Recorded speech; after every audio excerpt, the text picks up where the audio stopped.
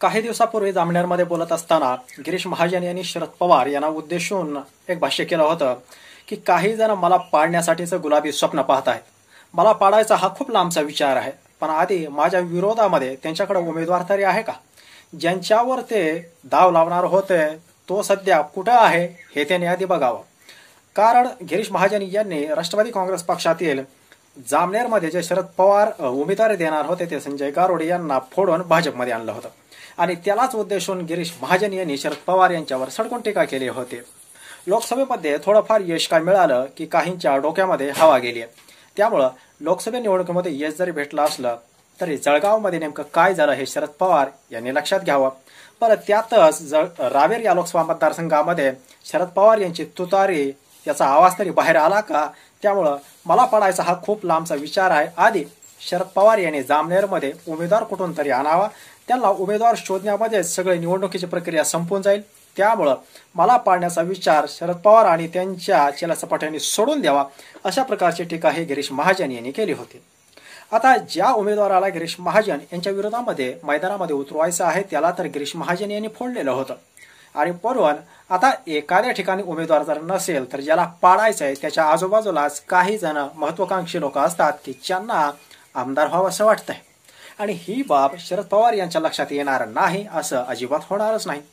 त्यामुळं आपला माणूस फोडला, आपला पक्ष वगैरे गेला हे तर होतच, मात्र पक्षफुटीनंतर सुद्धा जो एक उमेदवार होता ज्याला उमेदवारी द्यायची होती तो माणूस सुद्धा महाजन यांनी फोडला होता. पण देवेंद्र फडणवीस यांना जर व्यसन घालायचे असेल तर त्यांच्या आजूबाजूचं आता गिरीश महाजन म्हणजे देवेंद्र फडणवीस यांची तर संकटमोचनच आहेत.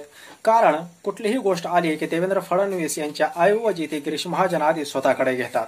एवढंच नाही तर जरांगे पाटील यांनी सुद्धा कित्येक वेळा गिरीश महाजन हे कुठलंही आंदोलन सुरू झालं की देवेंद्र फडणवीस हे गिरीश महाजन यांना ते आंदोलन फोडण्यासाठी पाठवतात असा सनसनाटी आरोप केला होता.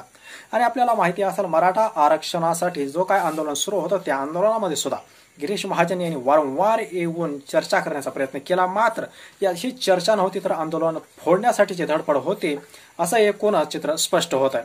कुठलीही गोष्ट झाली की आधी त्या ठिकाणी गिरीश महाजन आणि नंतर देवेंद्र फडणवीस. एवढंच नाही तर 2014ला ज्या वेळेस देवेंद्र फडणवीस हे विदेशामध्ये जायचे मुख्यमंत्री असताना त्यावेळेस इथला कारभार त्यामध्ये लक्ष घालण्याच्या सूचना ते ज्या व्यक्तीला द्यायचे त्या व्यक्तीचं नाव होतं गिरीश महाजन. त्यामुळे देवेंद्र फडणवीस यांना विधानसभेमध्ये जर व्यसन घालायचे असेल तर त्यांच्या अतिशय विश्वास म्हणावल्या जाणाऱ्या गिरीश महाजन यांना जायबंदी केलं पाहिजे हे शरद पवार यांच्या लक्षात आलं होतं. आणि तसंही आपला संभाव्य उमेदवार त्यांनी फोडलाय आणि आपल्याला त्यांनी खुलं चॅलेंज दिलंय हे शरद पवार यांच्या जिव्हारी लागलं होतं.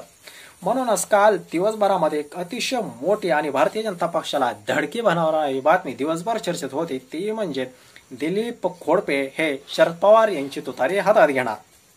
आता दिलीप खोडपे हे कोण आहेत हे वाना तुमच्यापर्यंत आलं असेल. दिलीप खोडपे हे गेले 35 वर्ष ते गिरीश महाजन यांचे कट्टर समर्थक म्हणून ओळखले जायचे.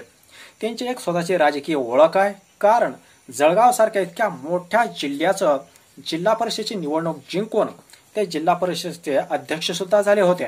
35 वर्ष भाजपमध्ये राहून भाजपचा प्रामाणिकपणे काम केलं, मात्र आपल्याला जिल्हा परिषदेच्या पुढं जाऊ दिलं नाही. आता भाजपमध्ये तर निवळ पैसे कमावण्याची स्पर्धा सुरू झाली. एखाद्यानं एखादी महत्वाकांक्षा व्यक्त केली, एखादी निवडणूक लढवायची इच्छा व्यक्त केली की सरळ त्याला बदनाम करून सोडलं जात आहे. 2019ला याच दिलीप खोडपे यांनी एक विधानसभेचा उमेदवारी अर्ज घेतला होता आणि तो गिरीश महाजन यांना एक इशारा होता की किती दिवस तुम्हीच निवडणुकीला सामोरं जाणार, आमचं वय झालंय, आम्ही 30-35 वर्ष घासतोय, आम्हाला संधी कधी मिळणार, हा एक इशारा होता. मात्र भाजपने सामदाम दंड भेदाचा वापर करून त्यांना त्यावेळेस गार केला. यावेळेस मात्र त्यांनी आपल्या सगळ्या सदस्यत्वाचा राजीनामा केला. विशेष म्हणजे दिलीप खोडपे हे मराठा आहेत आणि जामनेर विधानसभेमध्ये आपण बघितलं तर जरांगे पाटील सतत सांगतायत की त्या ठिकाणी 1.5 लाख मराठा मतदार आहेत. परत त्यातच शरद पवार यांनी तर डावपेच टाकल्यात. मात्र गिरीश महाजन हे आपल्याला माहिती आहे जरांगे पाटील यांच्या रडारवर आहे आणि त्यामुळं जामनेरमध्ये मी गिरीश महाजन यांचा करेक्ट कार्यक्रम लावणार असं दररोज जरांगे पाटील सांगतात. कारण तिथं मतदारांची संख्या मराठ्यांची प्रचंड आहे. अशातच दिलीप खोडपे हे मराठा आहेत. भाजपची सगळी यंत्रणा त्यांना माहिती आहे आणि 35 वर्ष त्यांनी त्या ठिकाणी काम केलेलं आहे. त्यामुळं ही सगळी समीकरणं जुळवून शरद पवार यांनी कालपर्यंत आपल्या विरोधात उमेदवारच नाही याच्यामध्ये वावरणाऱ्या गिरीश महाजन यांना काल इतका मोठा जबर हबाडा दिलाय. आपला जवळचा एक माणूस उभा करून आता जामनेरमध्ये त्यांच्या पाठीमागे शरद पवार ताकद लावणार आहे. आणि त्यामुळं गिरीश महाजन यांना इकडं तिकडं फिरायला फारसा काही आता वेळ भेटणार नाही. कारण त्यातच लोकसभा निवडणुकीमध्ये त्यांच्या विधानसभा मतदारसंघातून जेमतेम 30,000 अशी लीड भेटली आणि त्यांच्या आजूबाजूची विधानसभा बघितल्या तर 60-60, 70,000 अशी लीड भेटली.